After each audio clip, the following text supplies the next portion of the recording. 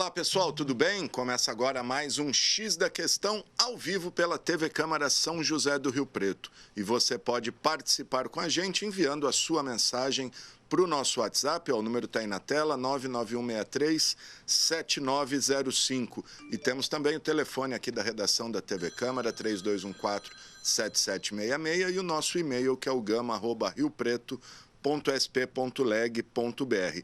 E estamos ao vivo também pelas nossas redes sociais, estamos lá no Facebook, Câmara Municipal de São José do Rio Preto, e também no YouTube, TV Câmara São José do Rio Preto, onde você acompanha o nosso programa em tempo real. Aproveita, curta, compartilhe nossas páginas, que é muito importante para a gente.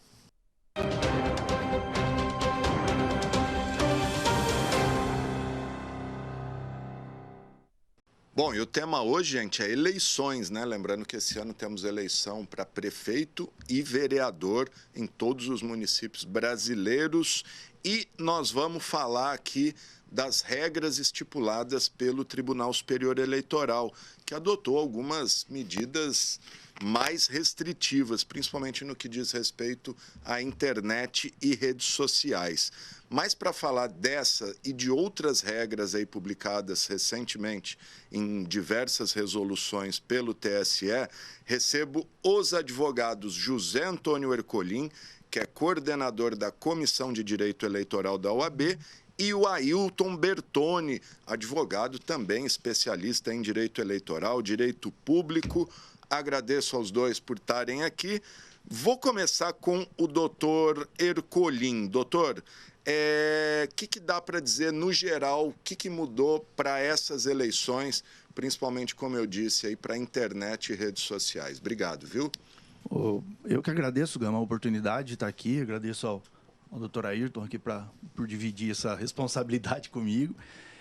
Na verdade, o que a gente percebe é que a Justiça Eleitoral vem tentando acompanhar toda essa, como que eu vou dizer, toda essa modernização dos meios de comunicação, principalmente pela internet, com relação a a inteligência artificial, que é o grande desafio desse ano, né? Criar mecanismos de restringir e de, principalmente, fiscalizar o uso dessa ferramenta que ainda é tão nova, né? A gente ainda está em processo de aprendizado, de conhecimento de muitos recursos que ela oferece. E como existe uma preocupação muito grande de experiências das eleições anteriores com relação à propaganda negativa, né? E, principalmente, descobrir de onde essas propagandas negativas vêm.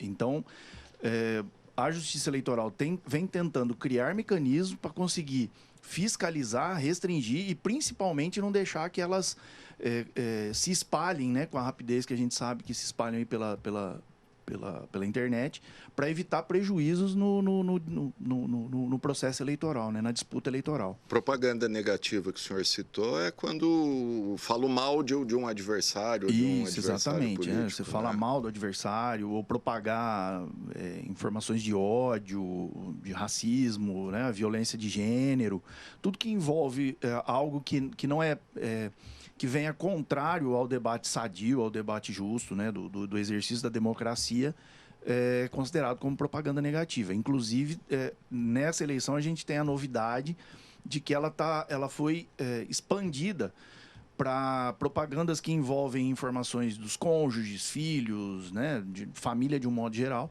Isso também vai ser considerado como propaganda negativa que envolve o candidato. Muito bom.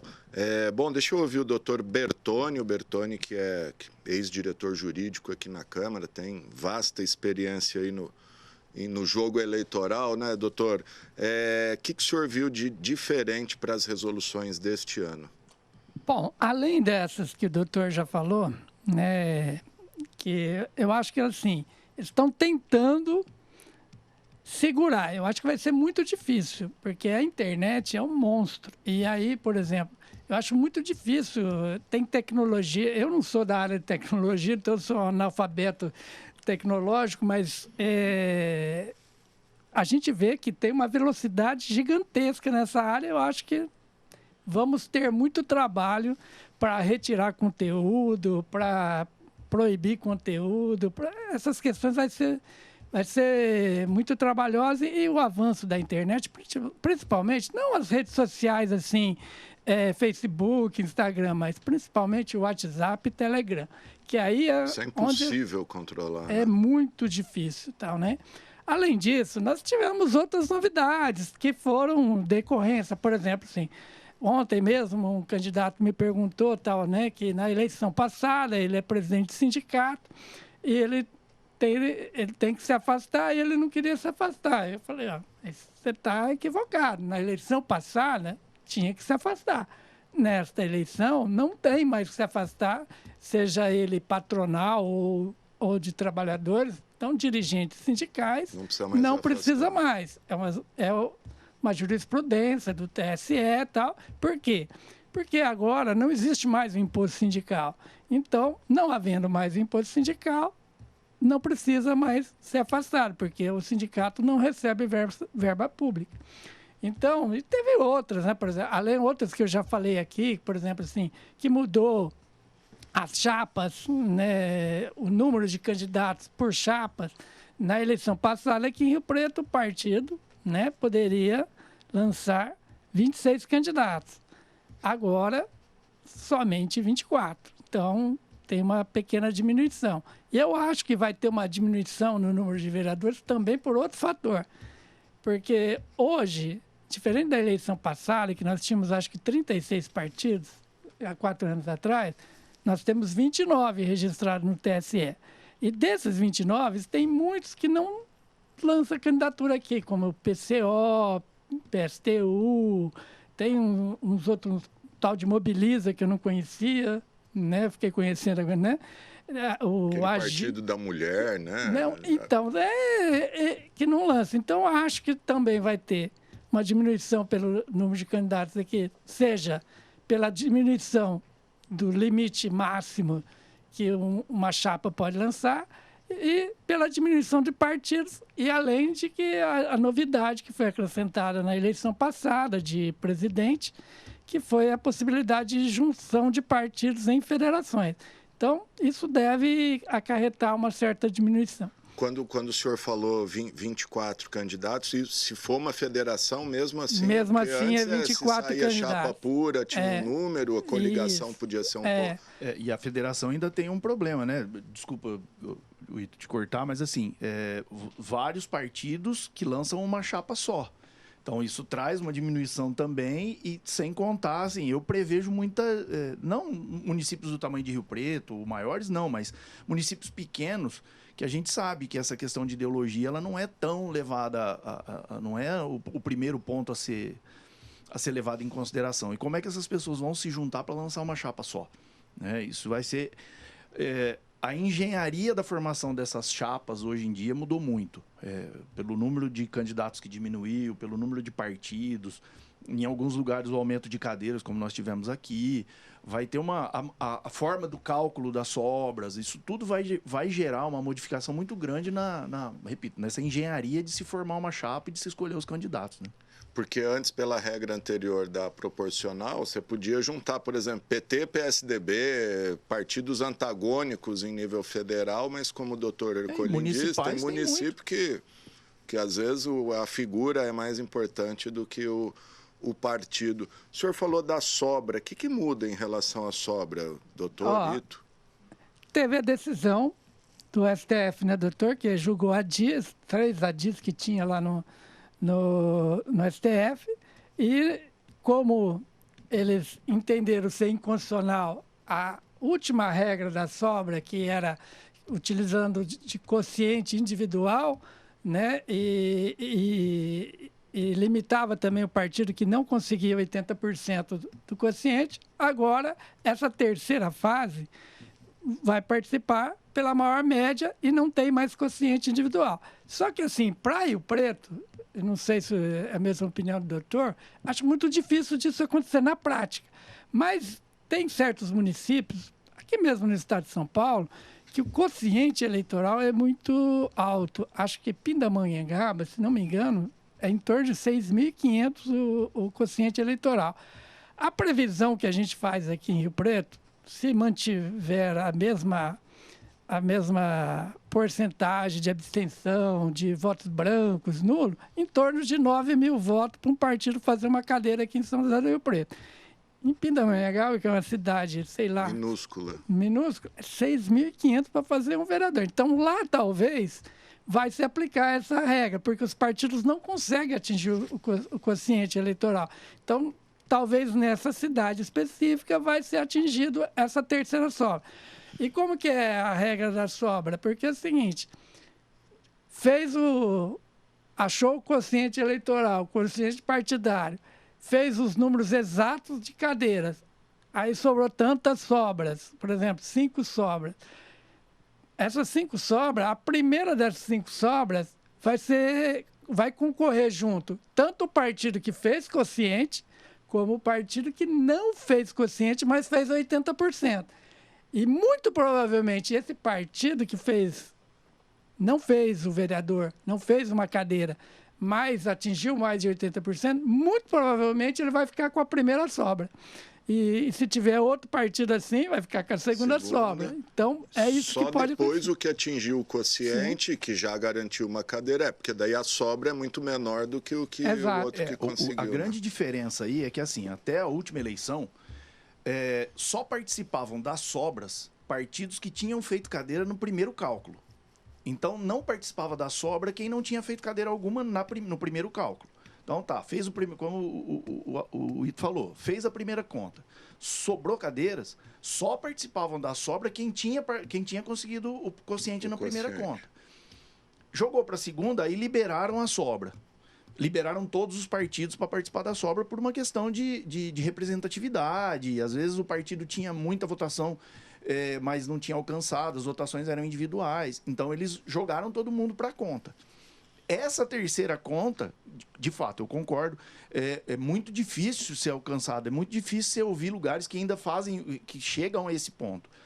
Mas aí sim vai ter que ser usado alguns critérios, porque senão vai...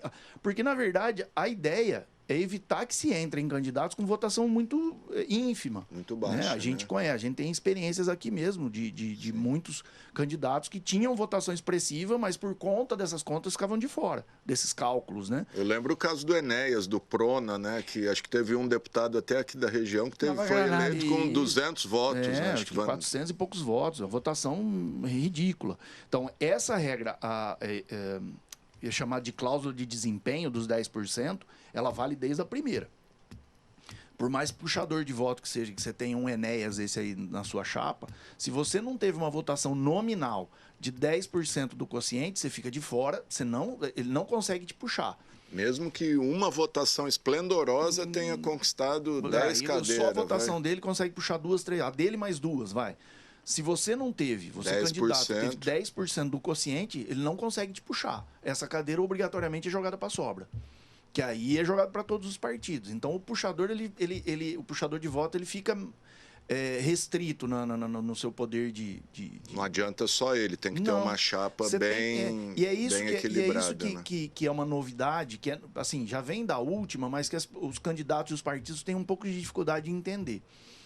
Hoje, quando você lança uma chapa, você não tem coligação, você não tem algumas possibilidades aí de se juntar a outros partidos e fazer essa...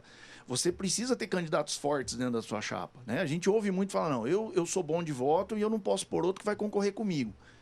Pelo contrário, você tem que ter um mínimo, todo mundo fazendo um mínimo ali para que você consiga cadeiras. Porque senão você não vai, teu partido não consegue ter a força que precisa, né? Só para esclarecer, às vezes quem está ouvindo aí não entende o quociente é o número de votos válidos dividido pelo número de cadeiras em disputa. E chega-se, aí quem consegue esse quociente, que é o número de votos dividido pelo número de cadeiras, chega no quociente, aí cada quociente é uma cadeira.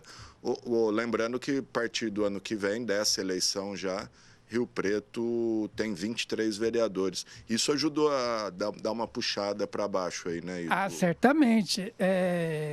Isso diminuiu muito o quociente eleitoral. E votos válidos, vale lembrar, né? Só para quem não sabe, todos aqueles votos dados em candidatos, né, em legenda, voto de legenda. Exclui-se brancos e nulos. Aí divide-se por 23. A gente calcula, se mantiver a média, essa vai variar nessa faixa, um pouco mais, um pouco menos, em torno de 9 mil votos. 9 mil. Então, a cada 9 mil votos, o partido ou a federação conquista uma cadeira. Por isso que, às vezes, a gente vê um candidato super bem votado, às vezes entre os mais votados, e não entra, porque o conjunto não atingiu... Isso. Então, no quociente individual, nós estamos falando algo em torno de 900 votos, que é os 10%, né? E, se for para a regra do 80-20, né? 1.800 votos, né? Perfeito. Então, é essa regra do 80-20 que vai valer lá no final, lá na terceira conta, né? Que a gente tem brincado da sobra, eu acho muito difícil ela ser aplicada.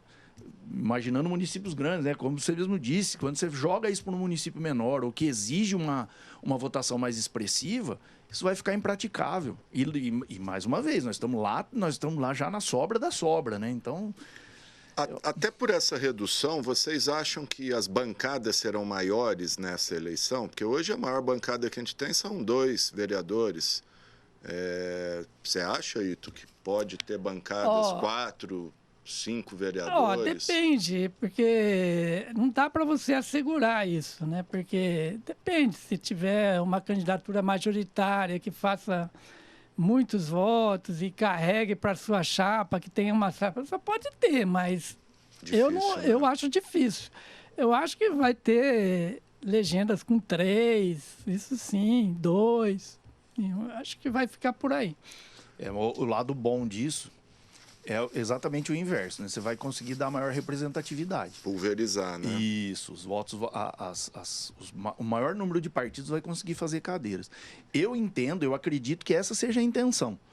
Vamos ver na prática, né? Vamos ver na prática, como eu disse, como que essas chapas vão se formar. Se eles vão entender essa nova realidade da importância de ter pessoas fortes ali dentro. Pode falar, Ito, você falou. Não, ô Gama, o que acontece?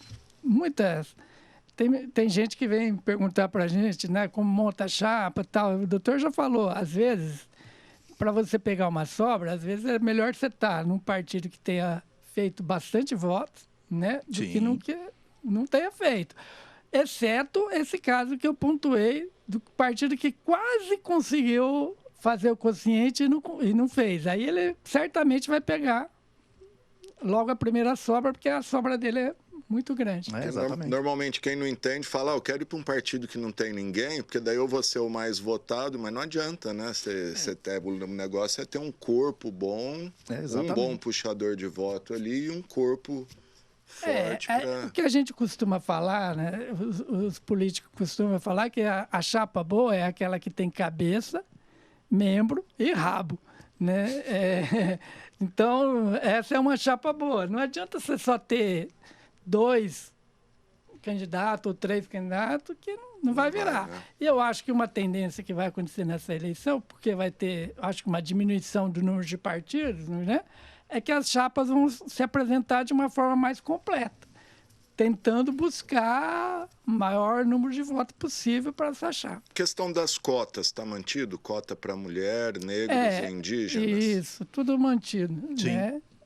Não é cota para mulher, né? É gênero, né? Gênero. Você pode ter um partido que tenha 70% de mulher e 30% de homem. É difícil, mas pode. A cota de gênero está mantida, deve ser respeitada. A gente tem assistido aí vários casos de chapas que estão sendo, já em final de mandato, está sendo todo mundo caçado por conta da famosa chapa laranja, né? As candidaturas fantasma. Isso está sendo levado muito a sério. Então tem que tomar muito cuidado com isso. Porque existem... ainda essa semana me perguntaram qual que é a votação mínima que uma mulher tem que ter para não ser considerado laranja. Eu falei, não, esse é um dos critérios, né? Você tem, hoje a Justiça Eleitoral já tem formado uma convicção muito grande de alguns critérios a ser usados. Se a pessoa fez campanha, se efetivamente ela se apresentou como candidata. Então, ter o número mínimo de votos é um dos critérios, né? Tem Porque às muita vezes a coisa pessoa envolvida. tem pouco voto, mas ela de fato fez campanha ali, é Exatamente, que ela é. não convenceu ninguém, né? Pois é. Então, assim, ela fez campanha, ela estava na campanha de televisão, onde tem, houve material disponibilizado para que ela fizesse campanha, ou ela nas redes sociais, que hoje é o grande mote das campanhas, ela estava presente na campanha, ela se fez presente ou não, ou era só uma figura decorativa.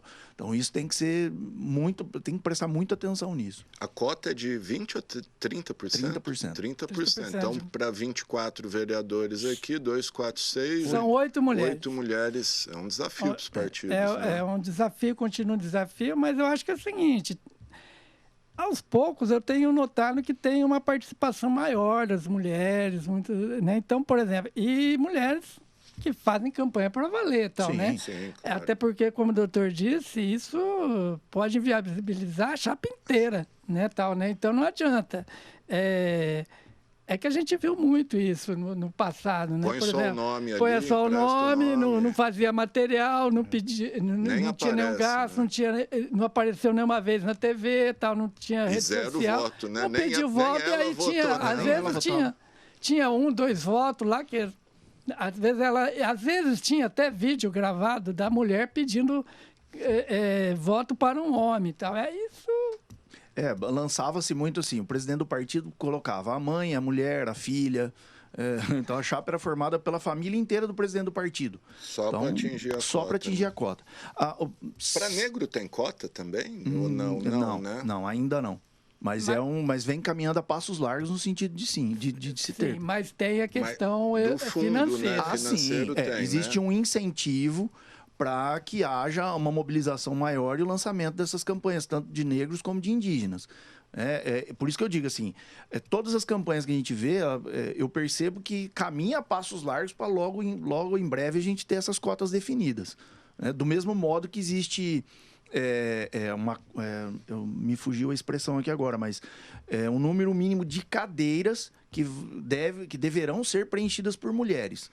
Então, sei lá, uma porcentagem da Câmara vai ficar destinada a candidaturas femininas ou de gênero, né, para que elas comecem a ocupar um espaço maior. Isso não tem ainda. Não, ainda não, mas já é uma coisa que vem, a discussão já está bem amadurecida nesse sentido.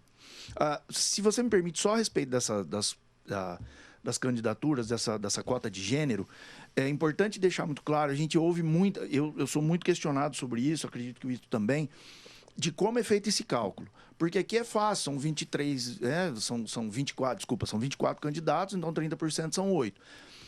Onde esse número der fracionado, ele sempre deve ser arredondado para cima, mesmo que seja 3,1, 4 candidatos, 4,7, 5 candidatos. Então, sempre arredondar essa fração para cima.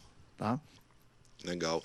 Fala um pouquinho voltando à resolução da questão de propaganda, uma coisa que acho que vai pegar muito nessa eleição e que o TSE já manifestou preocupação, a questão da inteligência artificial e aquele chamado deepface, né?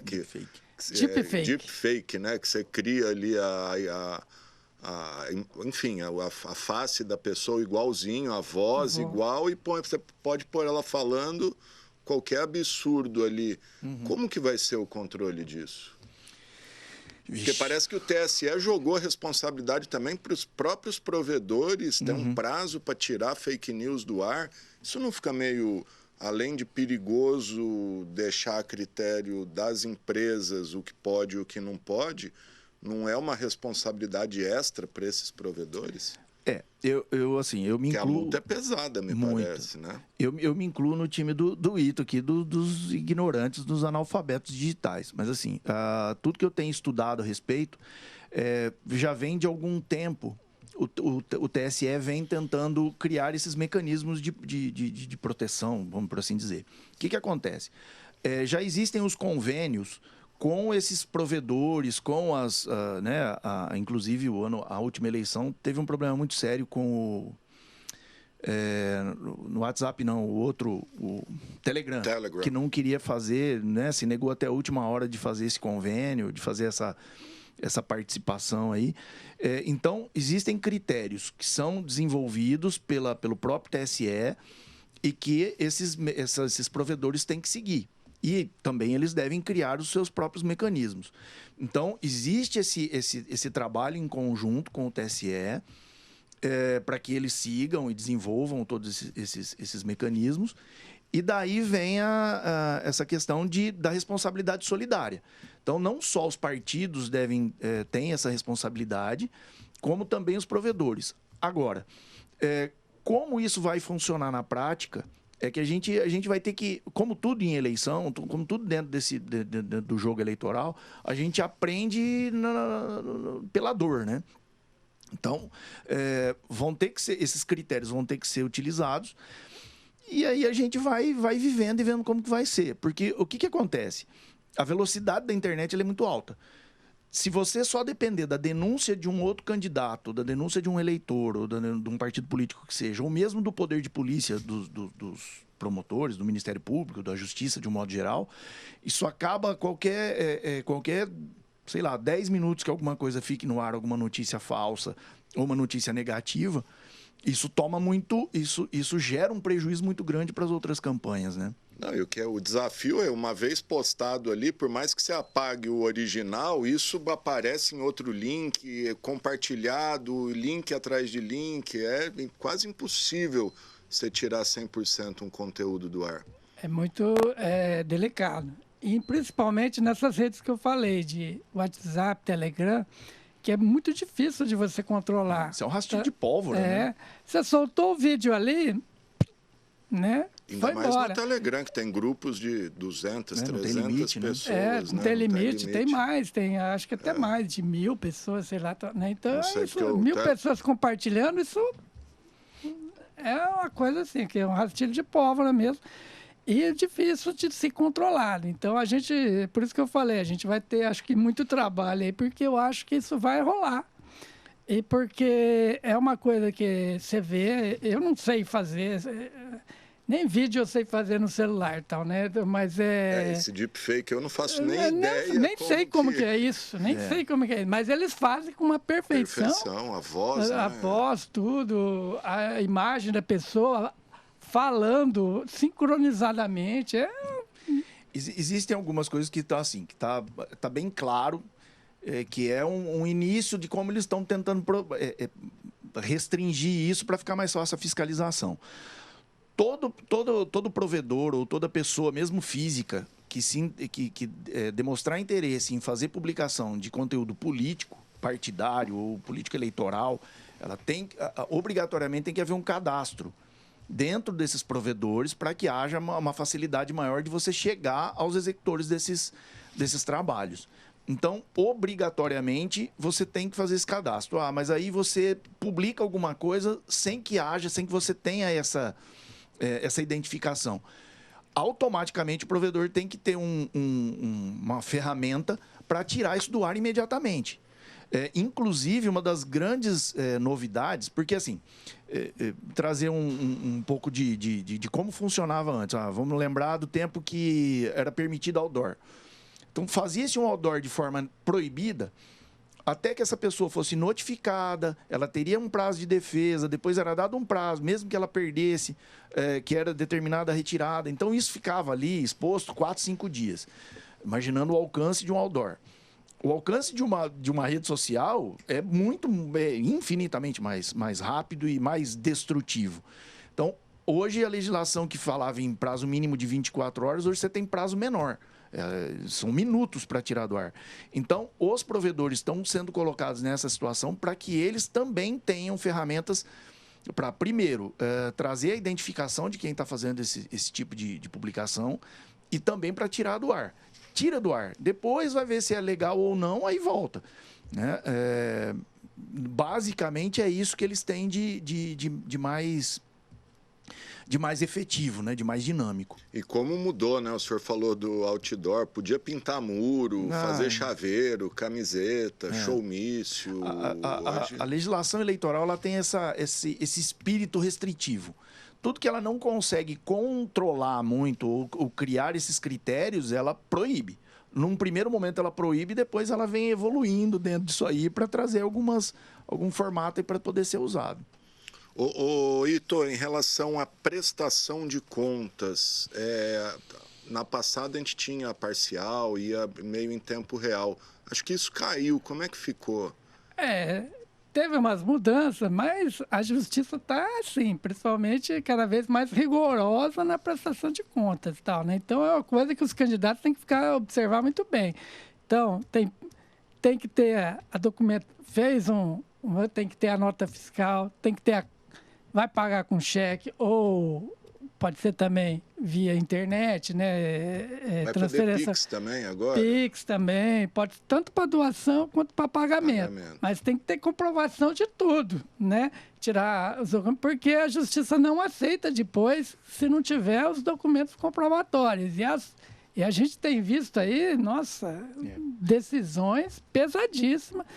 Por exemplo, candidato que recebeu 30 mil reais, tendo que pagar 70, porque não consegue comprovar, tem que devolver tudo que pegou do fundo e ainda é punido pela utilização irregular de tipo RONE, né, que eles falam, né?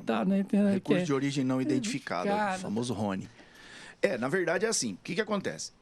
Esse é um dos hoje, nessa eleição, a gente tem as redes sociais e a propaganda de um modo geral como a mola mestra e a preocupação principal. Há 2 ciclos eleitorais, vamos por assim dizer, talvez um pouco mais, a preocupação maior foi as prestações de contas. E as prestações de contas, elas foram sendo, como a gente tem visto hoje com as propagandas, elas foram sendo modernizadas. Então, hoje, a Justiça Eleitoral ela tem convênio com o Banco Central, com as informações de CAGED, INSS, você tem um monte de cruzamento de informações. Então, Receita Federal... É quase uma malha fina do imposto de renda. Muito pior que a malha fina. Muito pior que a malha fina. Então, o que acontece? Você quer ver? Na última eleição municipal... Cidades menores, isso é uma regra geral, mas assim, cidades menores sofreram bastante com isso. Você tinha um limite para doação em boca do caixa. Você ia na boca do... Primeiro, você vai doar um dinheiro para um candidato, o seu depósito tem que ser identificado. Tem que constar o seu CPF naquela doação. Ok, você ia na boca do caixa e depositava.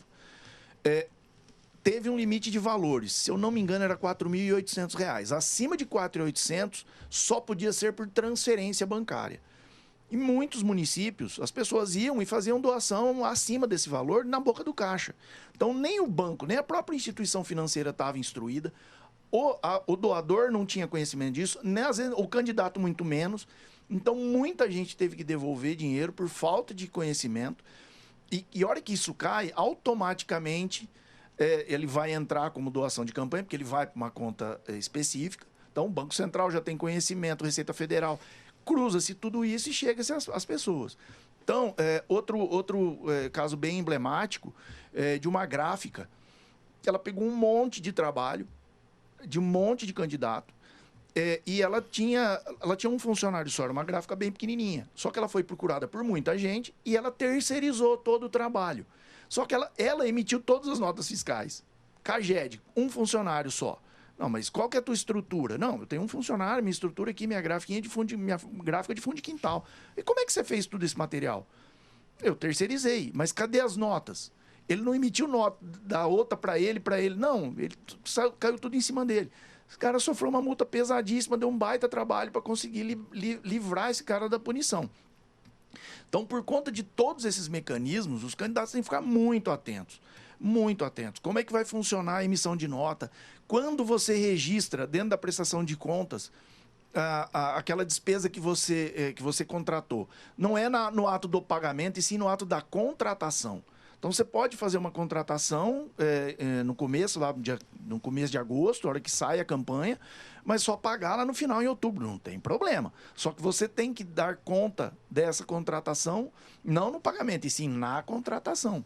Então, algumas coisas que foram mudando para que eles consigam fazer um acompanhamento mais de perto. E ainda tem o limite de doação com base porque hoje só pode pessoa física, né? O STF acabou com doação de empresa, pessoa jurídica. Ainda tem o limite com base no imposto de renda? Tem um caso emblemático aqui em Rio Preto de um cidadão que se elegeu vereador mas acabou cassado não por irregularidade na campanha dele, mas porque ele fez uma doação. Ela que fez uma doação acima na eleição anterior. Acima da eleição. E aí ele foi para um outro candidato majoritário, ele fez uma doação, acho que R$5.000 na época. Algo em torno disso. Nem era algo tão vultoso, mas superou o limite com base no que ele declara que ganha e acabou... Isso teve outra alteração também interessante. Assim, tá mantido os 10%. Você pessoa física, para você doar para uma campanha, você tem que respeitar os 10% do que você declarou na eleição anterior. O que mudou... De renda ou de gasto? De renda. De renda. De renda. O que você declarou para o imposto de renda do ano anterior, que entra aí a questão da Receita Federal. Então, se eu tenho uma renda de 100 mil, eu não posso doar mais que 10 mil. R$10 mil. O que mudou para essa campanha? O autofinanciamento. Então, vamos lá. Você tem uma campanha para vereador que o candidato pode gastar até R$100 mil.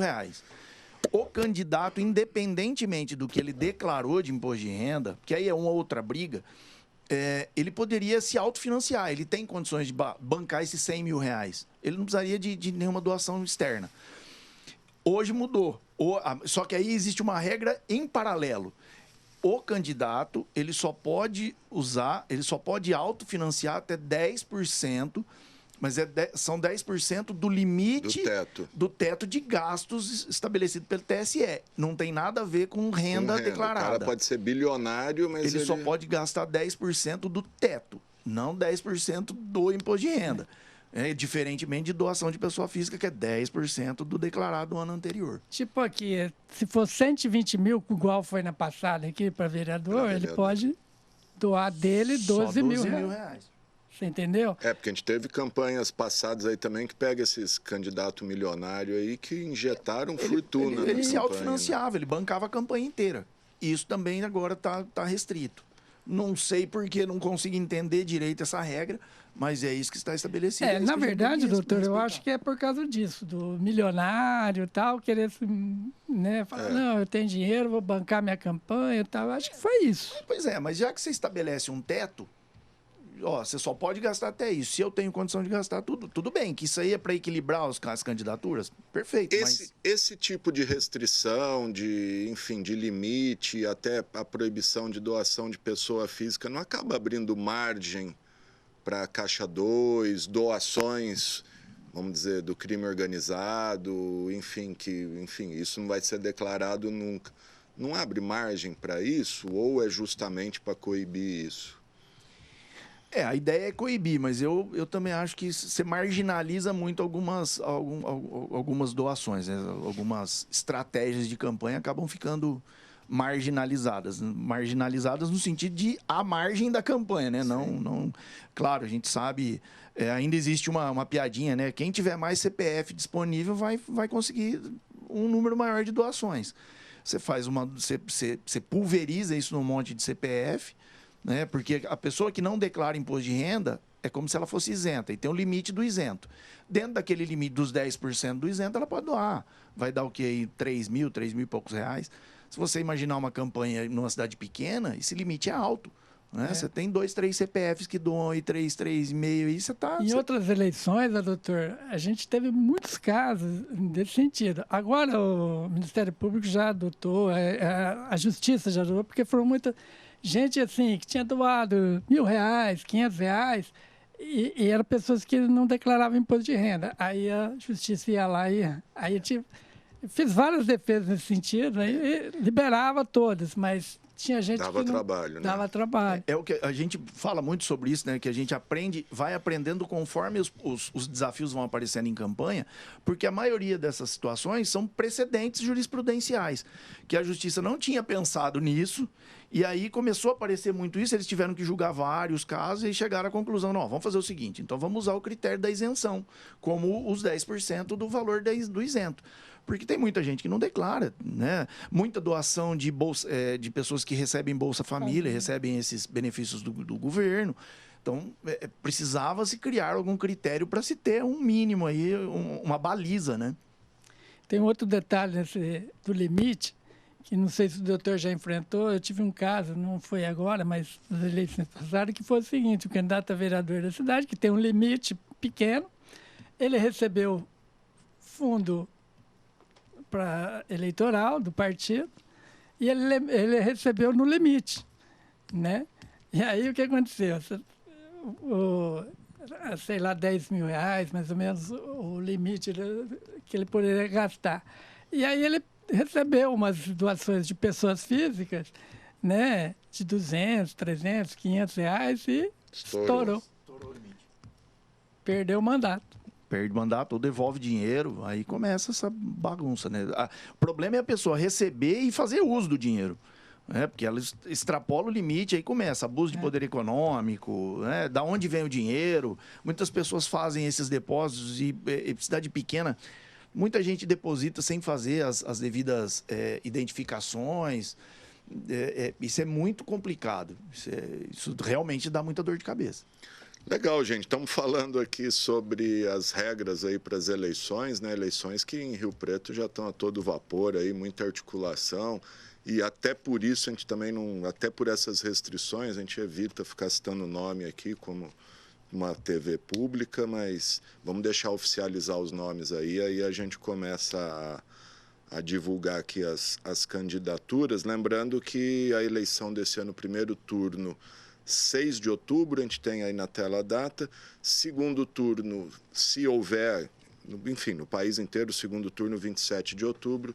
Se houver em Rio Preto, certamente teremos, né, Ito, pelo que você tem acompanhado aí. Difícil bem possível, não ter segundo turno. Bem possível ser uma eleição de 2 turnos.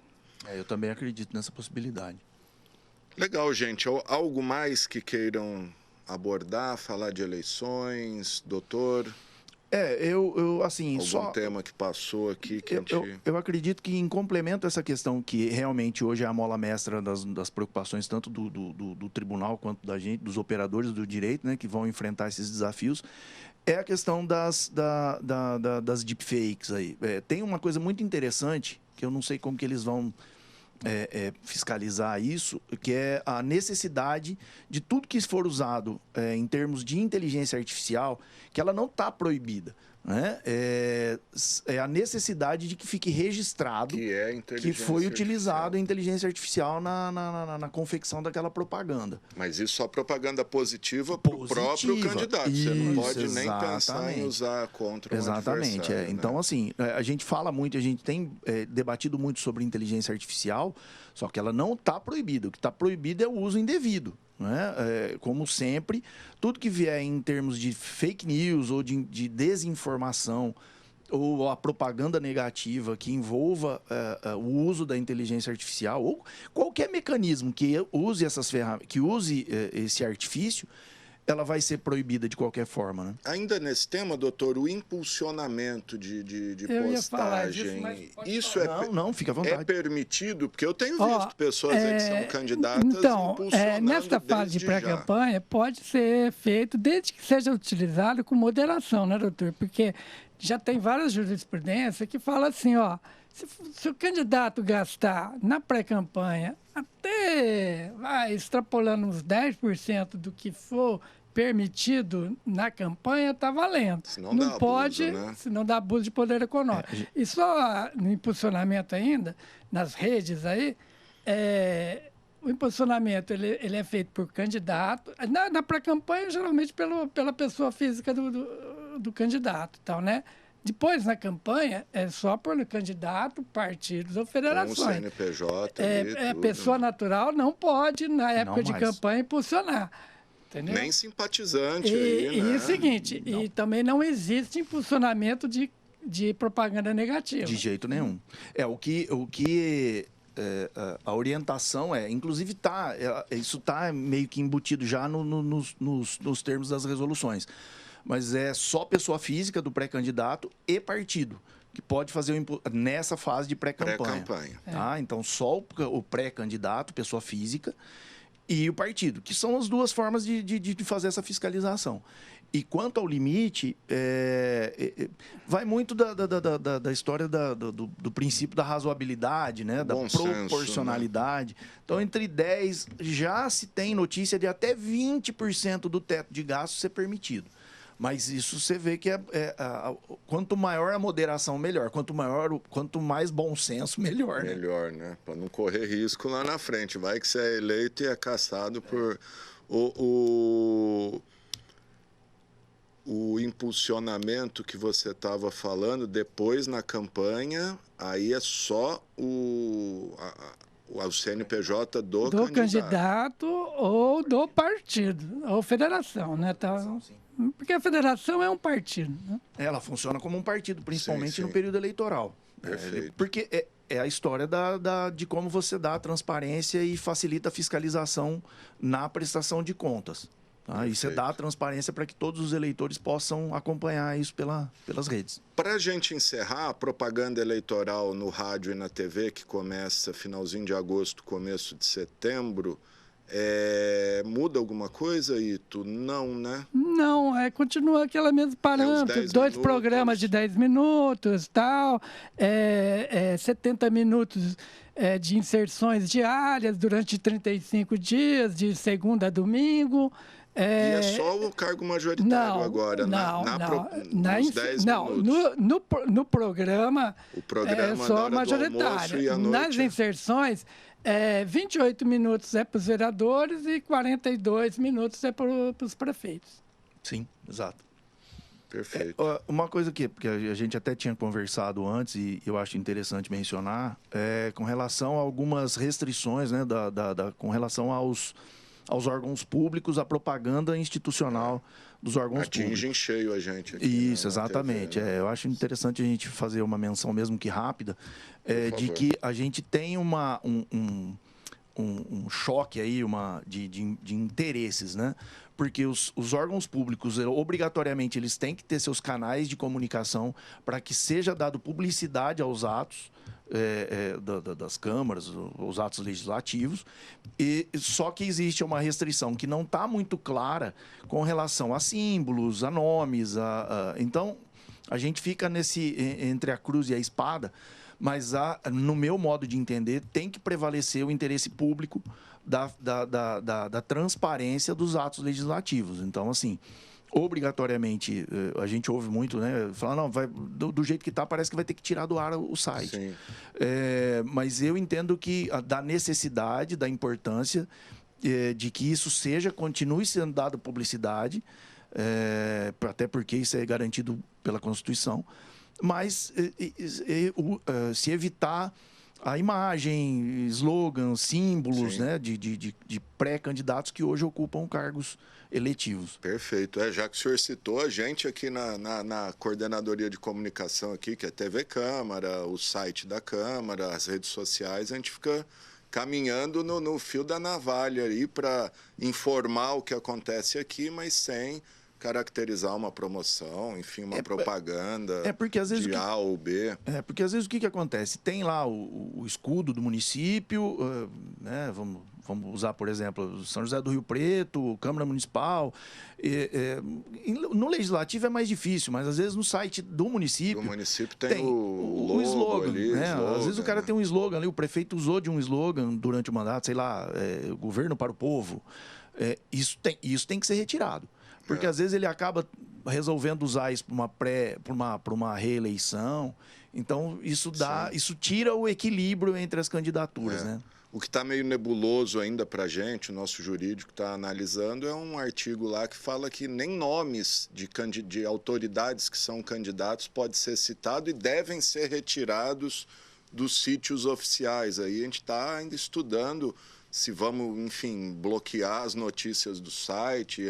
Porque aí você tem o seguinte, como é que você vai dar publicidade de uma lei aprovada que foi de autoria de determinado vereador e não citar ele? Coincidentemente, ele é pré-candidato. Então, no meu entendimento, é assim, isso tem que ser dado publicidade. O que se tem que tomar cuidado com declarações dele ali a respeito daquilo. Né? Imagem. Então, mas assim, isso é minha opinião pessoal, né? Claro.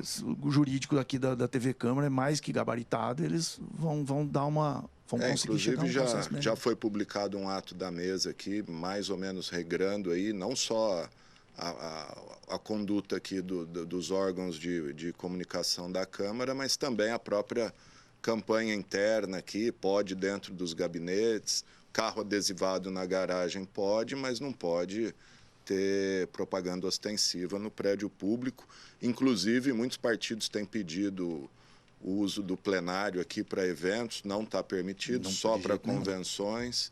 E é isso. Doutor Ercolim, doutor Bertoni, obrigado aí por essa aula de direito eleitoral. E em breve vamos retomar o tema aí, que tem muita coisa para a gente falar. Obrigado, viu? Eu que agradeço e continuo à disposição. É sempre bom sentar e poder debater sobre o tema, principalmente com um colega aqui que a gente sempre está junto, trocando ideia e quebrando cabeça junto. Boa tarde a todos, a gente está aqui sempre à disposição. O Ito tem o direito eleitoral correndo na veia aí desde da militância nos anos 70, 80, né? E tu vê umas fotos antigas do Ito lá. É isso aí, gente. José Antônio Ercolim, coordenador da Comissão de Direito Eleitoral da OAB Rio Preto, Ailton Bertoni, advogado, especialista aí também em direito eleitoral, falando um pouquinho das regras para as eleições desse ano.